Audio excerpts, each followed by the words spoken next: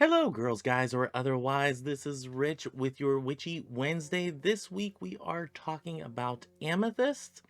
Um, a couple things first. Like I said, I think I mentioned it in the past video.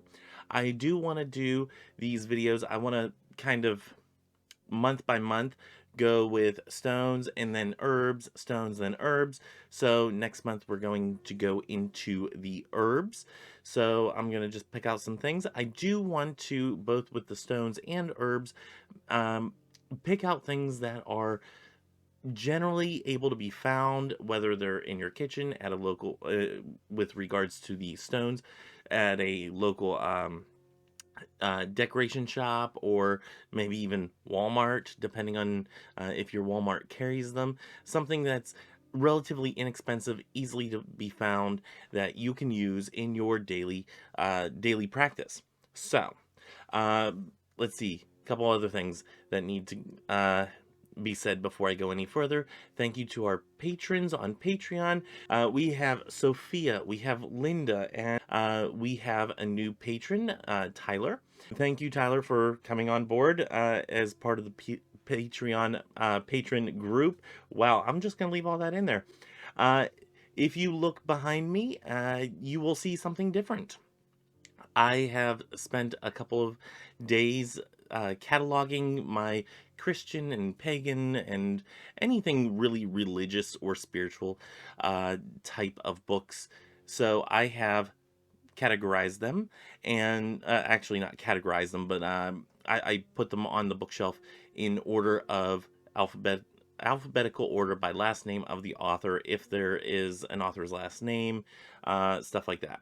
So you can see my shelf behind me is totally different than what it was before.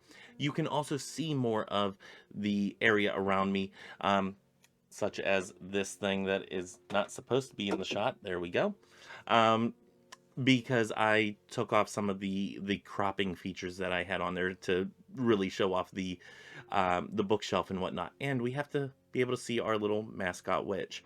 Um, so, yeah, and I didn't want her sitting down here. But yeah, this is what I've been spending some of my time doing, is getting organized. Um, I've been watching the Marie Kondo TV shows, and yeah, just kind of got into getting a little bit more organized and whatnot. So, yeah, I just want to point a couple things out like that. If y'all were wondering why the video looks a little bit different, that's why. So, going into Amethyst. Um, so I'm going to be reading off of my notes here that I have taken from reading.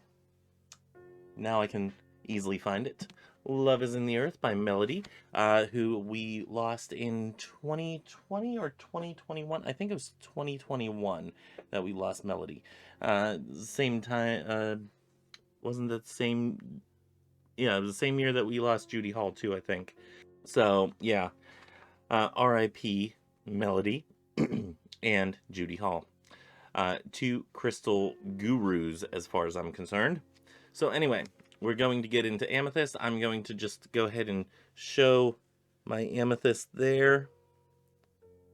Whoop, as I drop it. But as you can see, it is purple-ish.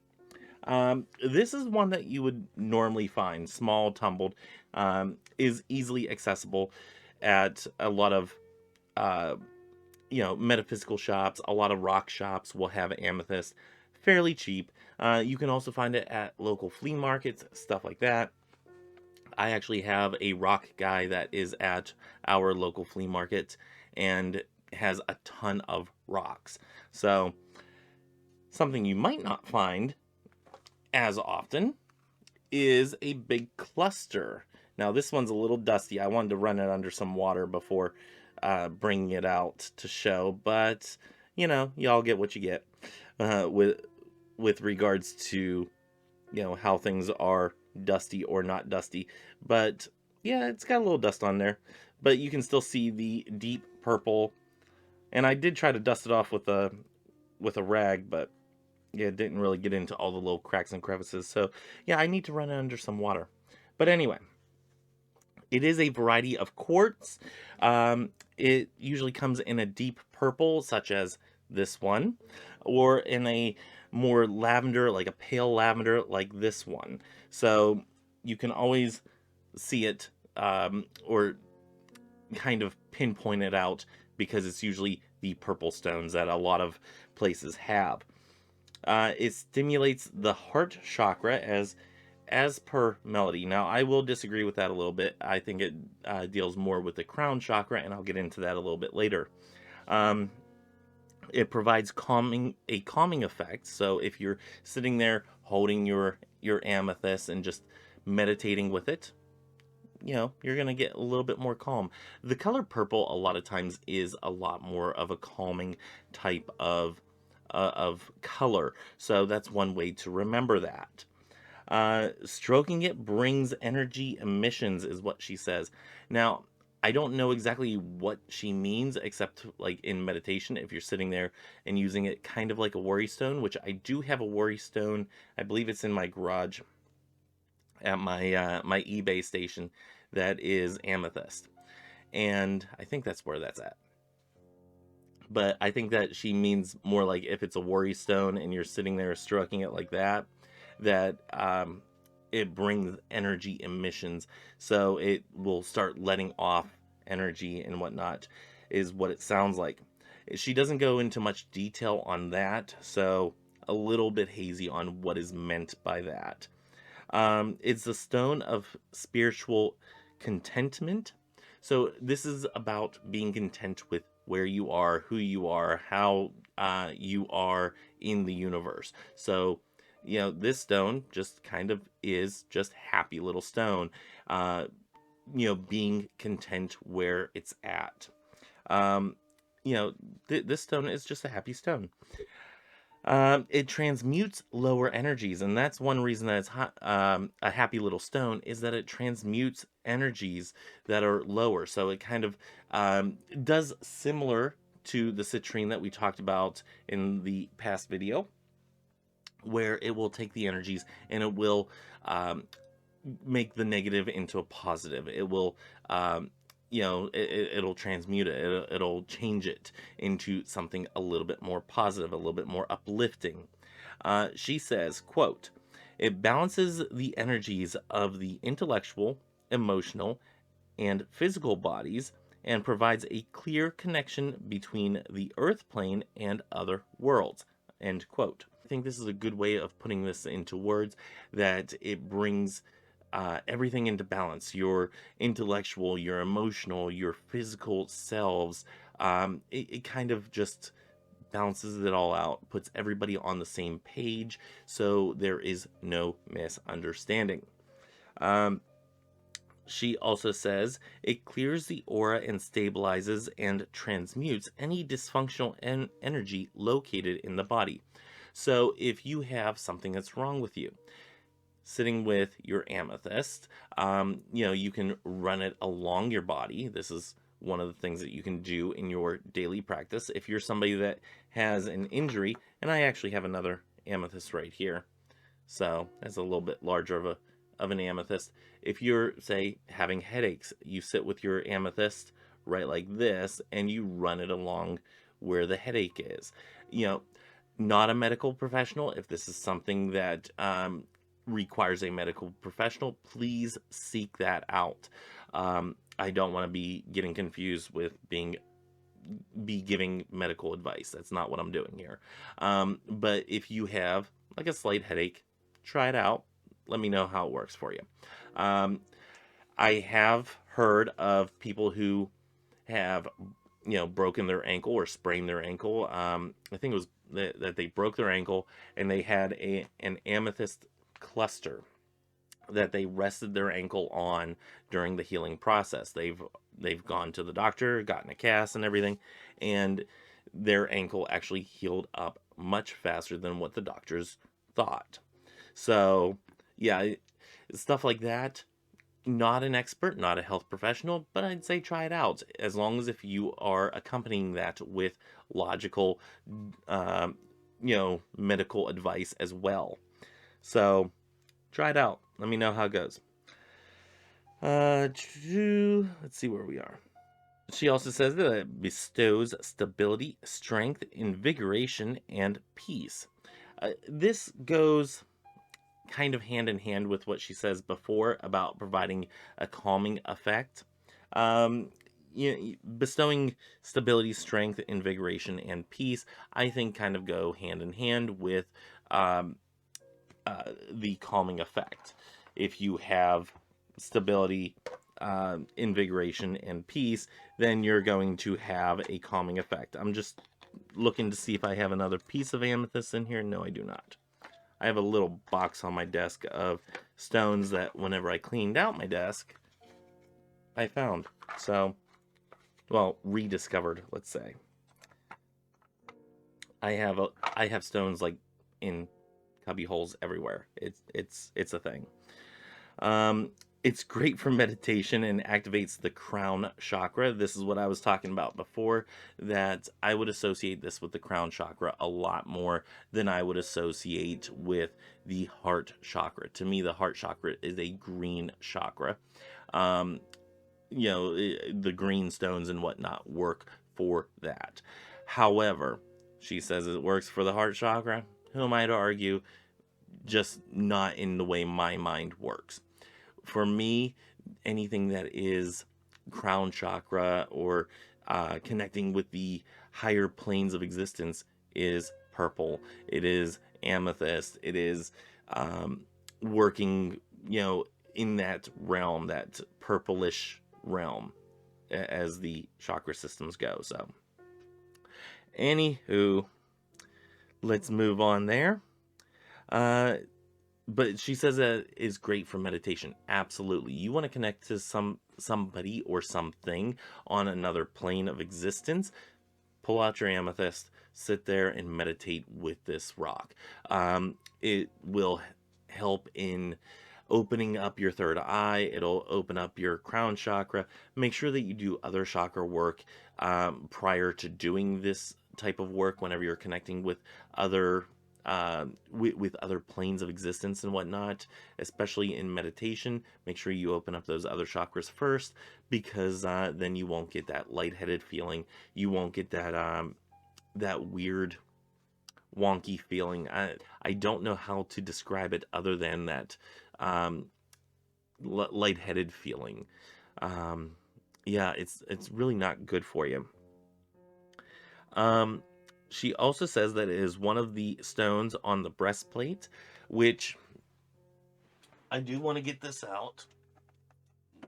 Hold on. And I will pause the video most likely. Okay. So the reason that I wanted to grab this is the reference to the breastplate is actually in Leviticus 28, verse.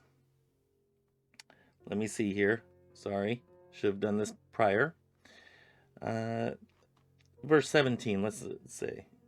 And you shall put settings of stones in it, 4 rows of stones. The first row shall be sardius, a topaz, and an emerald. This shall be the first row. The second row shall be a turquoise, sapphire, and a diamond. The third row, a jacinth. I don't even know what that one is. Okay. An agate and an amethyst. Now, to give you an idea, and I'm just going to try to bring that up there. This is not really working for me. See? That's kind of what the breastplate would look like right here. If y'all can see that right there. So, it would be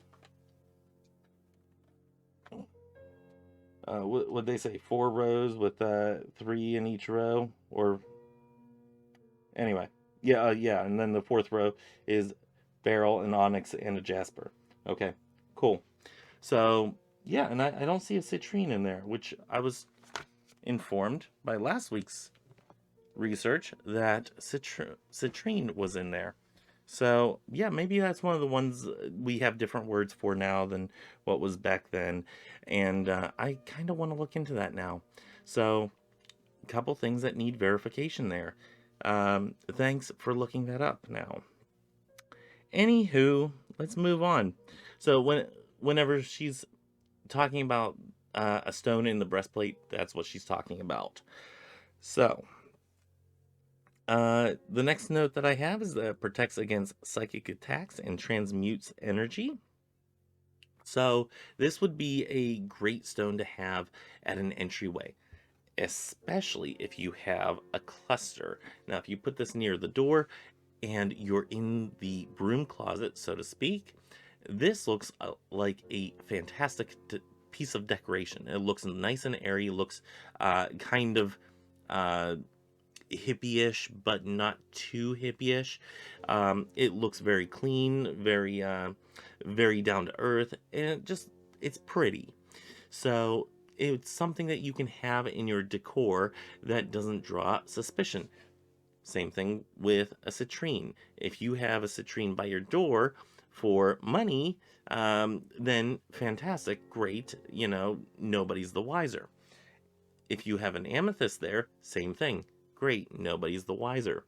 It's similar to people who are buying up all the salt lamps and whatnot.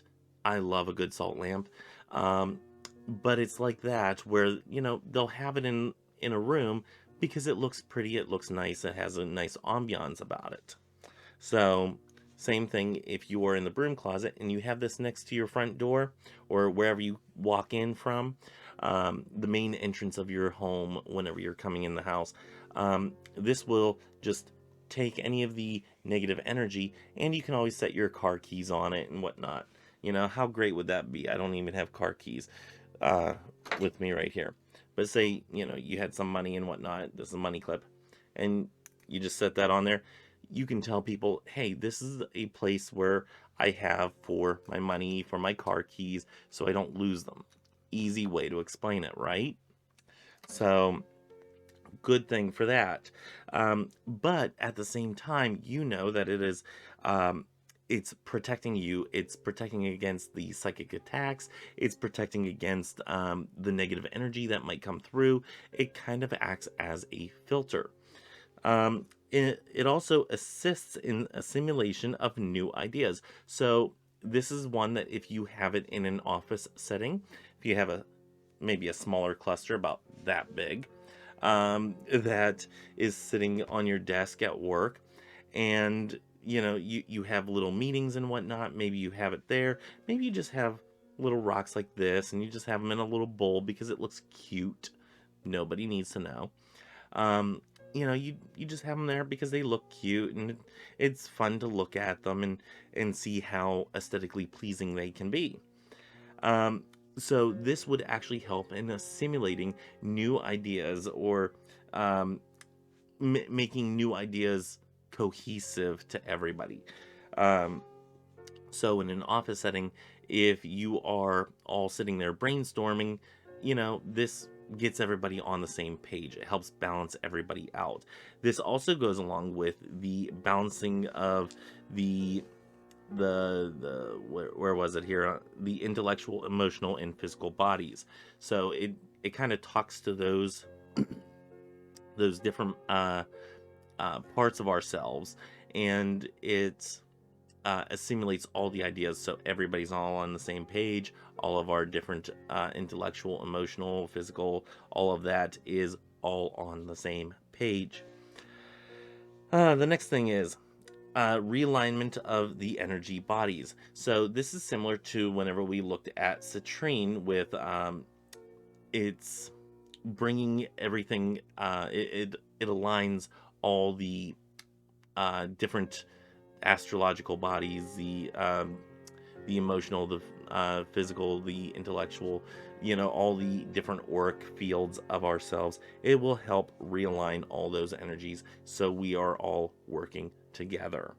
And it supports sobriety. Now, with this, I do want to say, if you need help, seek help.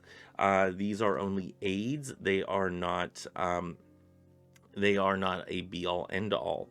And by supporting sobriety, I mean it will help help a person find freedom from addictive personalities. So, somebody like me who likes to put some money in a slot machine. Yes, if I were looking to not do that, or pull that back, luckily for me, I have a very good reason, is that I like to hold on to my own money.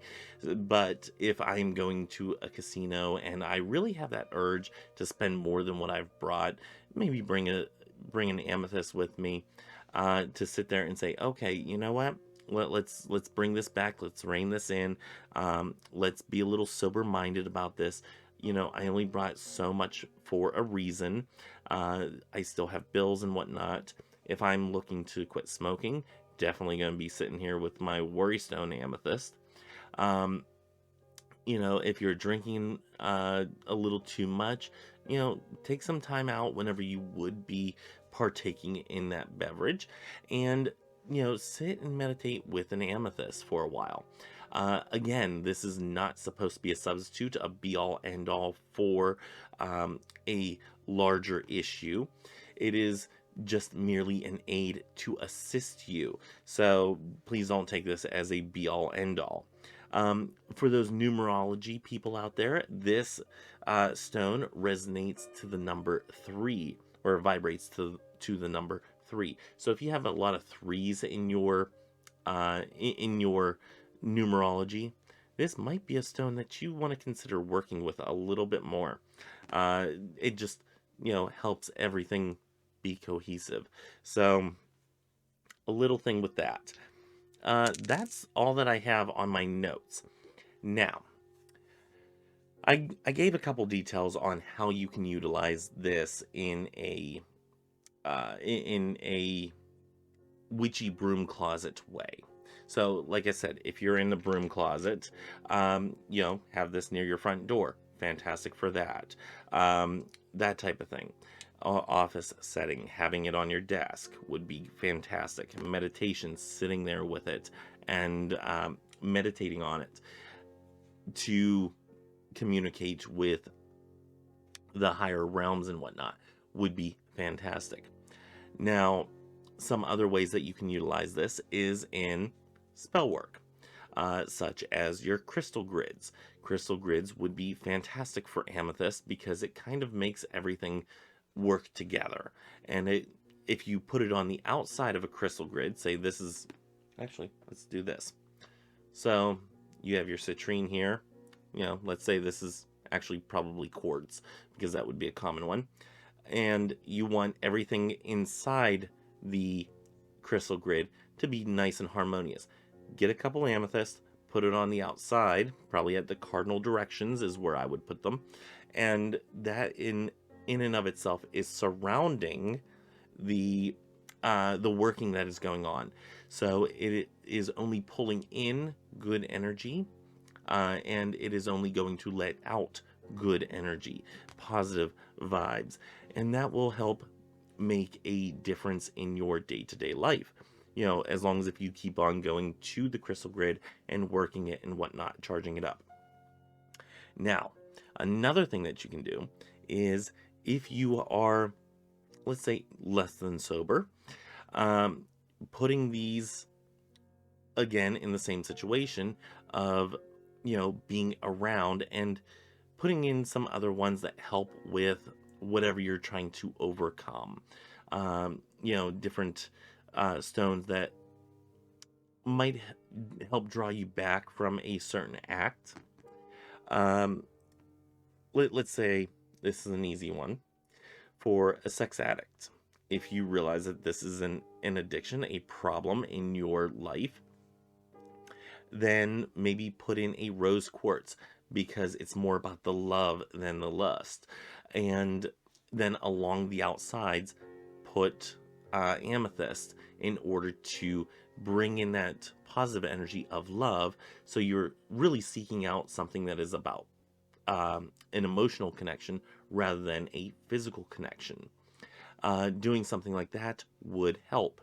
And focusing daily on what your crystal grid is there for, charging it up, spending time with it, dusting off your crystals, as I did not do here, would also be a way of connecting with that. And on top of all that, keeps you away from doing the act that you wish you weren't doing so much. So, beyond crystal grids, if you don't have an extensive crystal collection or you only have one or two, again, meditating with your amethyst is huge.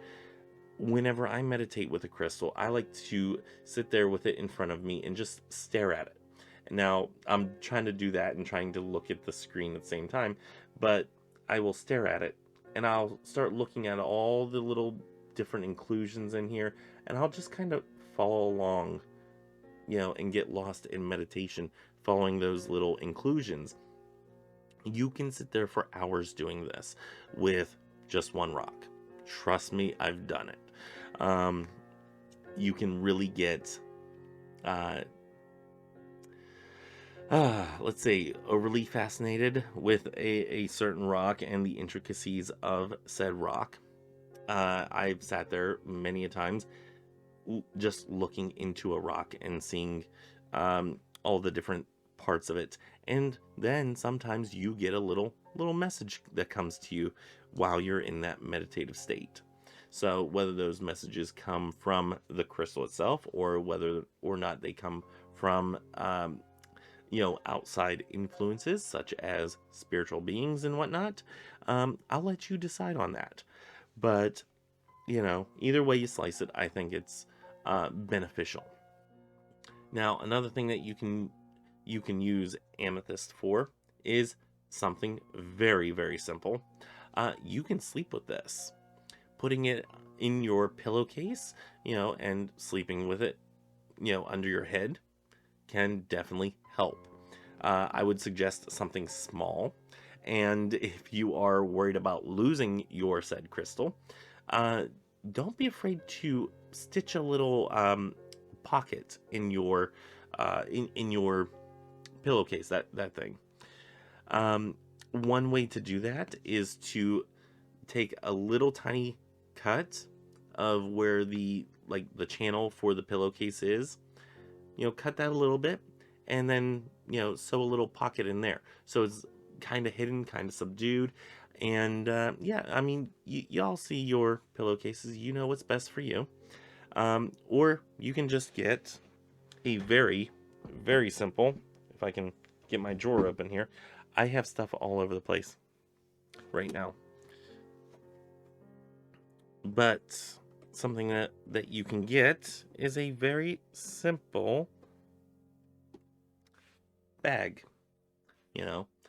If you have multiple crystals that you're working with that you want to have under your pillow at night, pop them in the bag, cinch it closed, put it under your pillow, you're all good. You're good to go. So, that's a way that you can have it under your pillow where it doesn't get lost. Now, if you have little critters like Miss Jelly that will, find it and bat it around and everything, you really just want to make sure that you keep an eye on where it's at. In the morning, grab it, put it next to your dream journal, or in the drawer of your nightstand or something like that. Maybe that's where you keep your dream journal. And if you're not keeping a dream journal, let's try to do that. Let's try to make that a thing this year of 2022. I have not been good about this in the past. I am actually quite terrible at it, because usually whenever I get up, if I don't get up, then yeah, I'm probably not going to get up, in a timely manner. But that is what I would suggest for amethyst for this video. A little bit longer. I need to edit this down and whatnot because I did a lot of weird thing. No, I wouldn't say weird things. I have to edit this down because I either stumbled a lot or I was yawning, or coughing or looking up the reference, and that reference comes from, because I like to give my references. This is the Word and Life Bible, study Bible. They actually don't make this anymore, and it's actually one of my more favorite texts whenever referring to a biblical text. And a lot of that has to do with all the little study notes and inserts that they have all over the place, along with pictures and family trees and everything. It's actually quite a comprehensive study resource.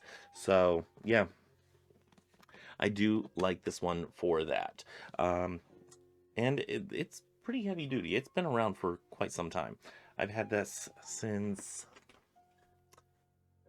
When did I get that? I had to have gotten it my sophomore or junior year, I think. I think my sophomore year. Yeah, somewhere right around that time frame. I might even actually have a date in here. I don't know, but yeah, I have that, and yeah, I actually like using that resource from time to time because of all the little things that it has in there, like the breastplate picture and stuff like that. So anyway, that's all that I have for this week for Witchy Wednesday. Join me on Saturday for the next chapter, the next lesson in Modern Magic, which is actually right here, which I actually need to go and read because I have not gotten through reading all of lesson 2. So, and I still need to do some of the exercises in lesson 1. I have not been doing the lesser banishing ritual of the pentagram every day, I'll be honest, but I have been, whenever I think about it, going to it, doing it, and stuff like that. It's not been something that I've had scheduled every day, but I'm trying. So, yep. Anyway, that's my life. It's been a little crazy, a little bit hickledy-pickledy.